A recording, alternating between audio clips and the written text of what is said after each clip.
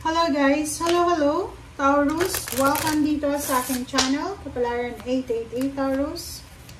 Alamin natin kung anong messages, vibration, gabay, energy para sa lahat ng Taurus. This is general reading. Pwede kang makaresonate, gamitin mo ang iyong intuition sa panonood. Okay, number 27 Taurus. Letter. Taurus, may matatanggap kang sorpresang sulat galing sa malayong lugar. Ito ay posibleng good news galing sa iyong kaibigan or from your friends. Sinasabi ng bara sa'yo dito na yung iba din na Taurus, posibleng, depende sa kung ano yung balita na matatanggap mo. Maybe yung balitang ito ay pwedeng magdala ng happiness or maybe may magdala ng sadness. Depende sa kung sino yung magdadala sa'yo ng balita.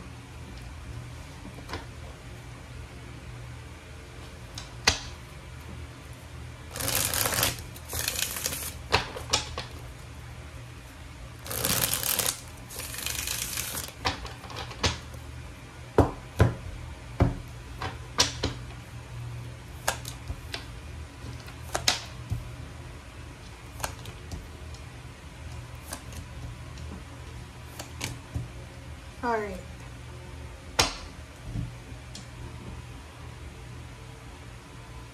Okay, Taurus. So, Ace of Earth and Zero the Dreamer. So, sinasabi ng bara sa'yo dito na yung balita na matatanggap mo is either new job opportunity, source of abundance, financial abundance. So, offer.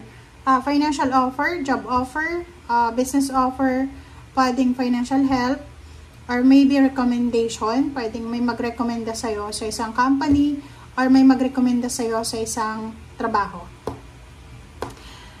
Sinasabi ng bara sa'yo, ano man itong sisimulan mo, Taurus, maybe this is relationship, this is job, this is business, this is travel, or kung ano man siya, training, studies, huwag kang mag-alala kasi you are protected, you are guided ng iyong mga angels. So, if you want to take a risk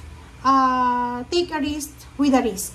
Diba? Parang ganon. So, kailangan mong mag-take ng risk pero make sure na kung ano man ito na result na mangyayari sa'yo, wala kang ibang sisisihin kundi sarili mo lang.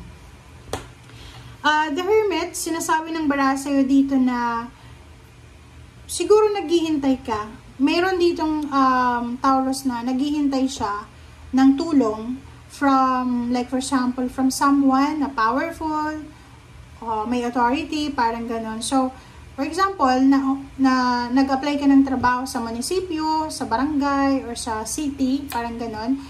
You're waiting for support from the politician or from someone na kilala mo na malapit sa'yo na nagtatrabaho dyan sa lugar na pinagtatrabahuhan mo. Yung iba din sa inyo dito, nakikita ko na sobra-sobra ka ng atat-natat ka na. Sobrang excited ka na na marating kung ano man ang gusto mong marating sa buhay, yung mga goals mo, yung vision mo, yung plano mo.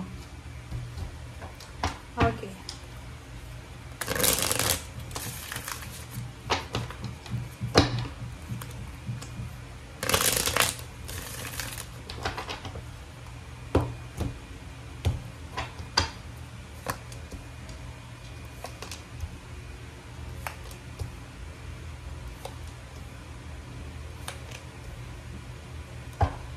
Okay, so dito naman sinasabi ng bara sa'yo, Taurus, na if in terms of relationship and money, sinasabi ng bara sa'yo na konting tiyaga pa, konting paghihintay pa, kasi malapit nang dumating to eh. Kumbaga, sorpresa. So, this is a surprise gift, surprise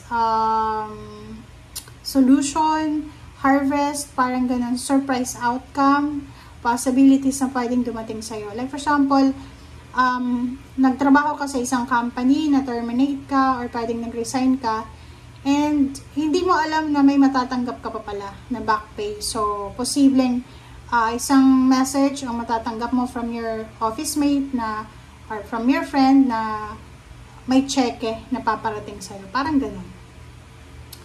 Nakikita ko sa'yo dito na medyo meron kang kinakatakutan. Natatakot ka lang para sa iyong pamilya. Siguro isa kang anak na sobrang responsable. Natatakot ka para sa future ng iyong parents, ng iyong siblings, or posibleng natatakot ka para sa relationship mo. Natatakot ka para sa asawa mo, sa anak, or posibleng natatakot ka para sa kung saan papunta ang relationship na mayroon kayo ng girlfriend or boyfriend mo.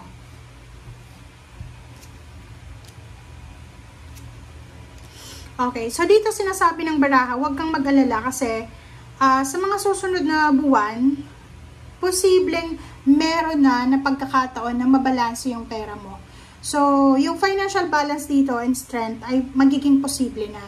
Like, halimbawa ngayon, kung unemployed ka or may trabaho ka, pero konti lang yung pera mo, syempre, hindi ka pa confident na makapag-share ng blessings. Kumbaga, hindi ka pa makakapagpautang, hindi ka pa makakatulong kasi wala pa. But in the near future, sinasabi ng baraha, huwag kang mag-alala kasi mararanasan mo rin na maging balanse, maging secured, maging stable yung pera mo. Okay. So, nakikita ko sa iyo dito na meron dito na Taurus, lalo yung mga Taurus na hindi pinapalad sa pag-a-apply ng trabaho sa isang company or maraming companies. Posibleng business ang may isip mo na gawin. Posibleng ikaw ay babalik sa pag-aaral, like skills sa TESDA, or pwedeng yung mga training skills, diba? Yung mga, ano ba yun, masonry, or pagiging karpentero, pagdadrive, pagiging mekaniko, parang ganun. Pero, nagdadalawang isip ka, parang ganun. Okay. Pero sinasabi sa'yo dito ng baraha mo, Taurus, na tanggapin mo kung ano yung nangyayari sa'yo sa ngayon. Ang hirap na to. Ang hirap. Kasi, nabasa ko yung mga ibang readings mo, diba? Na ilang beses ka nang nag-fail. Ilang taon ka nang naghihintay. Pero wala pa rin dumarating. Kung patuloy ka pa rin maghihintay, tapos tatanggapin mo kung ano yung kakalma ka lang, diba? Parang unrealistic din yun. Pero yun, sinasabi ng baraha, tanggapin mo kung ano yung nangyayari sa buhay mo. Kung may failures, may success, tanggapin mo. But, wag mong kakalimutan na may pangarap ka pa rin sa buhay. Yung parang halimbawa, isa kang teacher, hindi ka makahanap-hanap ng trabaho sa public school. Diba? So, kung ano lang yung available ngayon, kung sa private ka lang magturo, ganun pa rin, or ganun yung gagawin mo. But, make it sure na pagdating ng araw, yung pangarap mo makapagturo sa public ay magawa mo pa rin. Parang you're working for your dream job habang nagtatrabaho ka ng trabahong available sa'yo. Okay?